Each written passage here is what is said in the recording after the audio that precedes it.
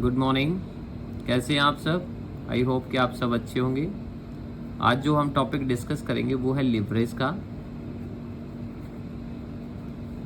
Leverage को start करने से पहले हमें उसके फॉर्मूले पता होने चाहिए। सबसे पहले मैं बात करता हूँ लिवरेज की।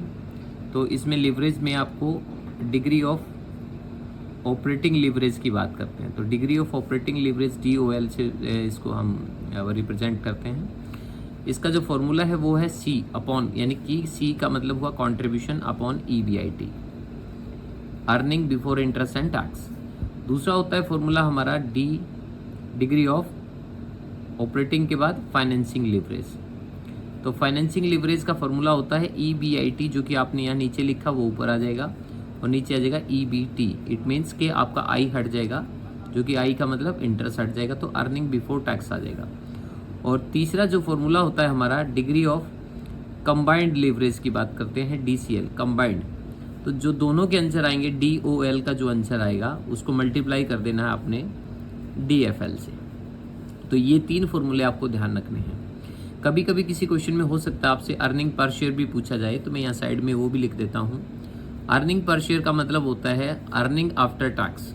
ठीक है, अर्निंग आफ्टर टैक्स जो भी आपके पास अमाउंट बचेगा टैक्स देने के बाद, उसको डिवाइड करना है नंबर ऑफ इक्विटी शेयर से, नंबर ऑफ इक्विटी शेयर्स। तो आपका जो अमाउंट आएगा वो आ जाएगा अर्निंग पर शेयर्स। ठीक है, तो ये 4 फॉर्मूले मेन इसमें लॉजिकल इंपॉर्टेंट होते हैं लिवरेज के, तो वो आपने सीखने हैं। अब मैं यहाँ पे एक क्वेश्चन अपनी तरफ से ऐसे ही कुछ भी बना देता हूँ, जैसा कि मैं अक्सर करता हूँ। तो देखिए हमारे पास क्या होगा, क्वेश्चन 2 तरीके से आ सकता है। एक हो सकता है कि आप आज 1000 यूनिट या 2000 यूनिट या 5000 यूनिट बनाते हैं और बदले में अगले साल 10,000 यूनिट बनाते हैं, तो यूनिट के हिसाब से हो सकता है। या हो सकता है आपका जो फाइनेंशियल स्ट्रक्चर है, कैपिटल स्ट्रक्चर है, उसके हिसाब से कि मान लीजिए यूनिटें तो सेम है, लेकिन आपका जो फाइनेंशियल स्ट्रक्चर है उसमें आपने कुछ चेंजेस कर दिया। लाइक कि इस साल डिबेंचर्स कुछ और थे, अगले साल डिबेंचर्स कुछ और हैं, अगले साल डिबेंचर कुछ और हैं, या इक्विटी इस साल कुछ और थी, अगले साल इक्विटी कुछ और थी, अगले साल इक्विटी कुछ और थी। तो 2 तरीके से क्वेश्चन हो सकते हैं। ठीक है, तो मैं यहाँ पर क्या कर रहा हूँ, पहले यूनिट का क्वेश्चन कर दूंगा, फिर उसके बाद मैं आपको दूसरा कैपिटल स्ट्रक्चर के हिसाब से क्वेश्चन बना के दिखाता हूँ। तो मान लीजिए मैं यहाँ पे एग्जांपल ले लेता हूँ, सपोज करो जानबूझ के आसान से क्वेश्चन करने के लिए। मान लीजिए पहले हम बनाते हैं 5000 यूनिट और बाद में हमने यूनिट चेंज करके कर दिया मान लीजिए 10,000 यूनिट। यूनिट में आ गया हमारे चेंजेस। ठीक है, ये हमारा फर्स्ट फेज था, ये सेकंड है, या मान लीजिए ये पहला साल है, दूसरा साल है, आप ऐसे मान सकते हैं। सबसे पहले क्वेश्चन में आपको ढूंढना है यूनिट के बाद सेलिंग प्राइस क्या है आपका पर यूनिट। तो मान लीजिए सेलिंग प्राइस सपोज करो आपका है 20 रुपये पर यूनिट। तो 20 रुपये पर यूनिट है, तो 20 को 5000 से मल्टीप्लाई करेंगे तो ये 1 लाख आ गया, और 20 को इससे करेंगे मल्टीप्लाई तो ये 2 लाख आ गया। तो सबसे पहले आपने ऐसे लिख लेना है। सेलिंग के बाद दूसरी चीज़ आपने ढूंढनी है वेरिएबल कॉस्ट। वेरिएबल कॉस्ट मान लीजिए क्वेश्चन में मैं एज्यूम कर लेता हूँ 10 रुपये है। तो अगर 10 रुपये है तो 5000 से मल्टीप्लाई करेंगे तो आपका 50,000 आ गया, और इसका आ गया 1 लाख रुपये। अब उसके बाद क्या होगा कि 1 लाख में से आपका 50 गया, तो 50,000 आपके पास जो रिमेनिंग बच गया इसको बोलते हैं कॉन्ट्रीब्यूशन। और इसी तरीके से 2 लाख में से 1 लाख लेस किया तो बचेगा 1 लाख, ये हो गया कॉन्ट्रीब्यूशन। अब इसके बाद नेक्स्ट स्टेप आपने क्या करना है, फिक्स कॉस्ट। क्वेश्चन में ये गिवन होगी, मान लीजिए 20,000 आपकी फिक्स कॉस्ट का मतलब फिक्स होता है, जब तक क्वेश्चन में बोला ना जाए तब तक आप इसको चेंज नहीं करेंगे। अगर क्वेश्चन में ऐसा बोल दिया जाए कि मान लीजिए कोई ऑप्शन ए है या बी है या सी है, 3 ऑप्शन दे दे कि फिक्स कॉस्ट पहले साल 20 थी, दूसरे साल 30 हो गई, तभी आप इसको चेंज करें, अदरवाइज इसको चेंज ना करें। ठीक है, ये जरूर ध्यान रखें कि फिक्स कॉस्ट चेंज हो सकती है, बट क्वेश्चन में बोलना पड़ेगा, अदरवाइज नहीं, दोनों की कॉस्ट सेम माननी है आपने। ओके, अब इसके बाद क्या है, मान लीजिए आपका यहाँ पे ये 30,000 आ गया बैलेंस, और ये आपके पास आ गया 1 लाख रुपया रिमेनिंग।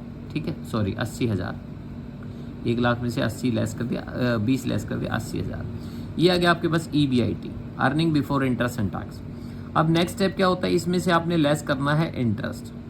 ठीक है, इंटरेस्ट क्वेश्चन में मैं मान लेता हूँ कि सपोज करो कि हमने यहाँ पे 1 लाख रुपए के डिबेंचर इशू किए हुए हैं, 1 लाख रुपए के डिबेंचर इशू किए हुए हैं, और उसकी जो रेट है वो है 10%, एज्यूम कर लेता हूँ। वो क्वेश्चन में गिवन होगा, अगर गिवन नहीं है इन केस, तो उस केस में कुछ मिसप्रिंटिंग भी हो सकती है।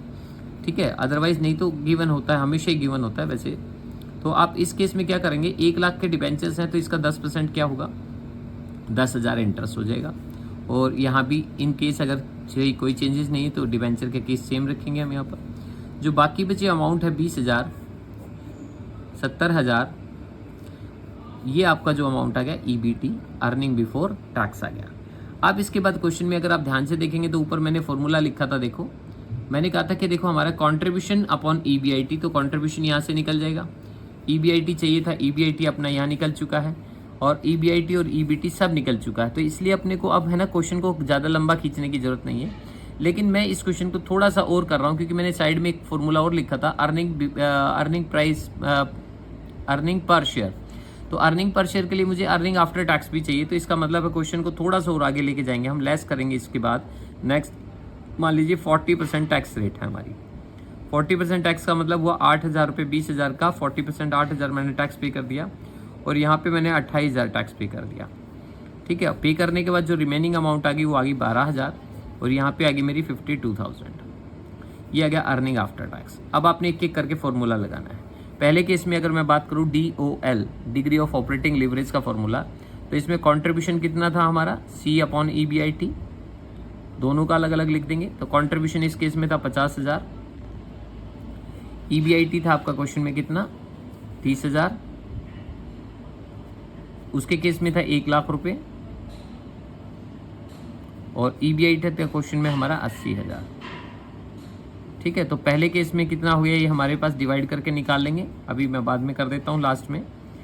इसके बाद है दूसरा है हमारा degree of financing leverage. Degree of financing leverage की बात करें तो इसका फॉर्मूला क्या लिखा था हम लोगों ने, देखो इसका फॉर्मूला था EBIT अपॉन में EBT और इसको EBT, तो EBIT क्वेश्चन में ऑलरेडी आप निकाल चुके हैं, पहले केस में 30,000 है और EBT क्वेश्चन में था हमारा 20,000, वो यहाँ लिख देंगे आप। और उसके बाद जो है हमारा दूसरे केस में कौन सा था, EBIT था हमारा 80,000 और अपॉन में करेंगे EBT, वो इसका था 70,000। ठीक है, मैं यहाँ भी फिर छोड़ रहा हूँ, बाद में इकट्ठा कैलकुलेट कर दूंगा इनको, फिर आंसर लिख दूंगा मैं। और तीसरा फॉर्मूला था हमारा डिग्री ऑफ कंबाइंड लीवरेज, तो जो इसका आंसर आएगा, दोनों का आंसर आएगा DOL और DFL, DOL इंटू में DFL, तो दोनों का अलग अलग यहाँ कैलकुलेट कर लेंगे, तो पहले आंसर निकालने पड़ेंगे। और फोर्थ नंबर पे जो है हमारा वो था अर्निंग पर शेयर। तो अर्निंग पर शेयर की अगर मैं बात करूँ तो उसके लिए अपने को दो चीज़ें चाहिए, एक तो चाहिए अर्निंग आफ्टर टैक्स जो कि क्वेश्चन में दिया हुआ है 12,000 रुपये और दूसरे में दिया हुआ है 52,000 रुपये। तो क्वेश्चन में अगर मान लीजिए मैं कहता हूँ कि आपका दोनों ही केस में 10,000 यूनिट है, आपकी 10,000 शेयर हैं इक्विटी शेयर, तो आप यहाँ लिख देंगे। इसका मतलब हुआ कि आपका 10,000 से डिवाइड करेंगे तो 1.2 आपका पर शेयर वैल्यू आ गई, पर शेयर वैल्यू आ गई और इसमें आ गई 5.2 पर शेयर। इसका मतलब हुआ कि जब जैसे ही आप सेल इंक्रीज करेंगे 5,000 से 10,000 तो आपके जो डिविडेंड है, जो अर्निंग पर शेयर है वो बढ़ के 4 रुपये बढ़ जाएगी, 1.2 से 5.2 हो जाएगी। तो इस चीज़ का आपने ध्यान रखना है। ठीक है, अब मैं इसका जो है बचा हुआ पार्ट है वो कैलकुलेट कर लेता हूँ कैलकुलेटर में और यहाँ पे लिख देता हूँ। तो इस केस में क्या है, DOL में कंट्रीब्यूशन अपॉन EBIT करेंगे 50,000 डिवाइडेड बाई 30,000, तो ये आ जाएगा 1.67 और दूसरे केस में 1,00,000 को डिवाइड करेंगे 80,000 से तो 1.25 और इसको डिवाइड किया हमने EBIT अपॉन EBT तो ये आ गया 1.5 और ये आ गया 1.14। 1.67 और 1.5 को मल्टीप्लाई करेंगे तो आपका जो डिग्री ऑफ कंबाइंड लीवरेज आ गया वही आ गया, यानी कि दिस वन। और दूसरे का कंबाइंड लीवरेज कितना गया 1.25, ये वाला मल्टीप्लाई 1.14 करेंगे तो 1.425, ये हमारे पास डिग्री ऑफ कंबाइंड लीवरेज आ गया। अब अर्निंग पर शेयर हमने देखा ही था, 12,000 रुपये टोटल आपकी अर्निंग है आफ्टर टैक्स और इस केस में 52,000 है। नंबर ऑफ इक्विटी शेयर मैंने कांस्टेंट माने थे, अगर चेंज हो क्वेश्चन में तो आप डिवाइड करके निकाल सकते हैं। जैसे यहाँ 10,000 रुपये मैंने माना था, 10,000 इक्विटी शेयर है, यहाँ भी 10,000, 12,000 डिवाइडेड बाई 10,000, 52,000 डिवाइडेड बाई 10,000, तो आपका अर्निंग पर शेयर 1.2 रुपीज़ पर शेयर से बढ़ के 5.2 पर शेयर बढ़ गया। ठीक है, तो इस तरीके से आप क्वेश्चन को अटैम्प्ट कर सकते हैं। अब ये क्वेश्चन मैंने किस तरह का लिया था, जब आपकी यूनिट जो है अलग अलग हो जाए तो यूनिट में चेंज आ जाए। कई बार ऐसा भी हो सकता है कि यूनिट सेम रहती हैं बट नीचे जो डिबेंचर्स का इंटरेस्ट है वो चेंज हो जाता है या फिर आपका इक्विटी शेयर चेंज हो जाती हैं। तो उस तरह का एक क्वेश्चन और हम देखते हैं। ठीक है, थैंक यू सो मच।